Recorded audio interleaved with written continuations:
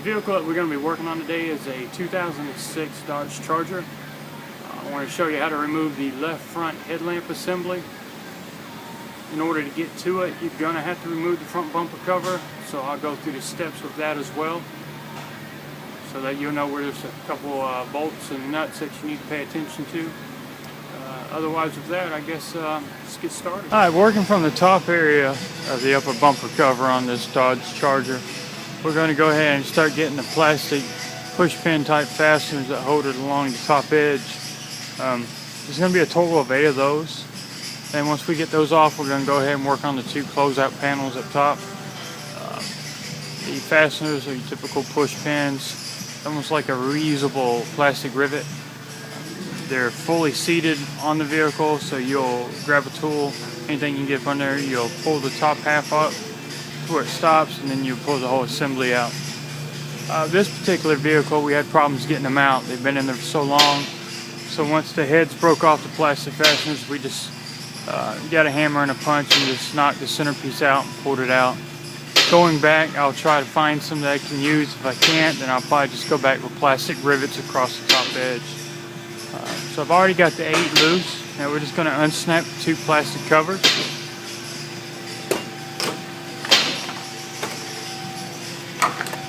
And lay them to the side.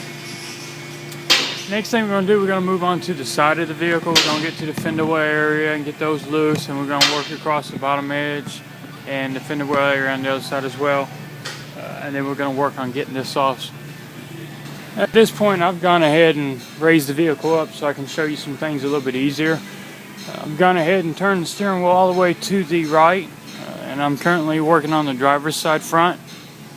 There are 3 plastic rivets that come from the factory.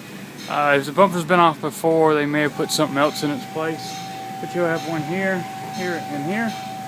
You can try to cut the heads off with some side dikes and get them off that way. You can try to knock the pin through the center with a pick and a hammer. Or you can try drilling out the center with a small drill bit. Either way, you need to get these 3 off both sides. And then along the bottom edge, the lower air dam assembly has 3 push pins. One's here, one's at the front of this tire, and one on the back side. You need to get those 3 push pins off. It's just a matter of pulling the center of the pin out, pull the assembly off. Once you've got that loose, you need to go ahead and gain access to a 10mm bolt that's hidden by the splash shield.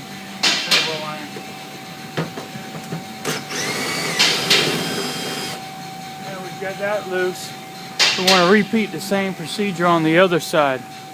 And once you've got that done, we're going to go up under and we're going to go ahead and take a couple more fasteners loose. Right now we've got the vehicle up in the air. What I'm going to do is I'm going to gain access to the 2 10mm bolts that hold the front lower air dam to the bottom belly pan.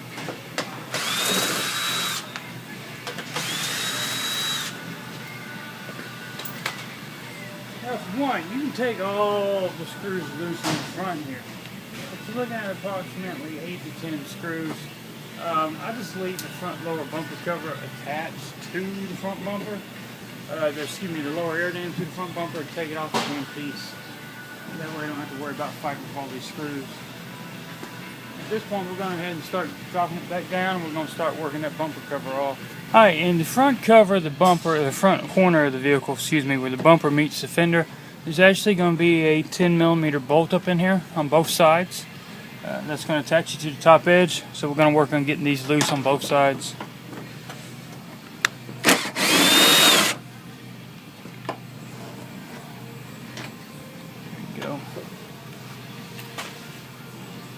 I showed you how to get the 10mm bolt that was directly in this area here at the corner edge of the front bumper and the fender. That's where the 10 came out. There's actually a 10mm nut that's down here as well that you need to get loose. It's not very tight. Once you get turned just a little bit, you can take it off by hand, but you will need to get that loose as well. And then that would be the last bolt we need to take off. And then we'll go ahead and start pulling off on the fender. Alright, so at this point we've got the 10mm bolt out from inside the fender well liner. We've got the 10mm nut off the stud in this general location inside. We've got the 10mm bolt from up under here off as well. Now what we're going to do is We'll grab a hold of this corner of the bumper cover, unsnap it from where it's mounted, start working it out. Now that's still a 10mm nut protrudes through here. So we're going to pull this back. And when we pull this back, this side marker is going to pop off. There's nothing wrong with that. It's actually mounted to the bumper cover, not the lens. So when it pops off, we're just going to disconnect it and set it to the side. There you go. Set it to the side. Now this one does have fog lights on it, so I'm just going to go ahead and unplug them as I'm doing it. And then we'll go ahead and move on with that.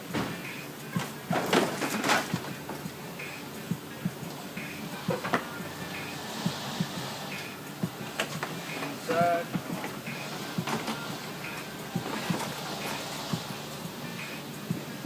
And the other side. Now we got the bumper cover removed. Now we can get that.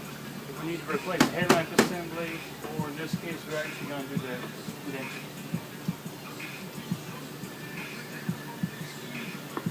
Alright, so at this point we've got the front bumper cover off.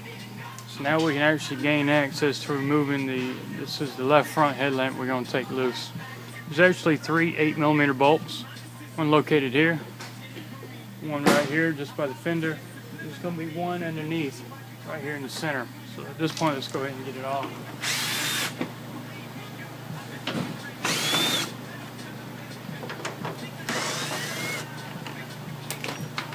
Alright.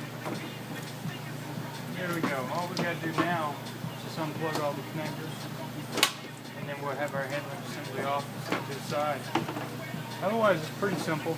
Other than, I mean, the headlight's pretty simple. Of course, you got to take the bumper cover off to get to it. But otherwise, hopefully I showed you a few steps where to look for certain bolts. Like I say, mainly keep an eye out for the 10mm. That's on the stud that goes through here. And then you've got your 10mm bolt that comes through here. And then one up under here.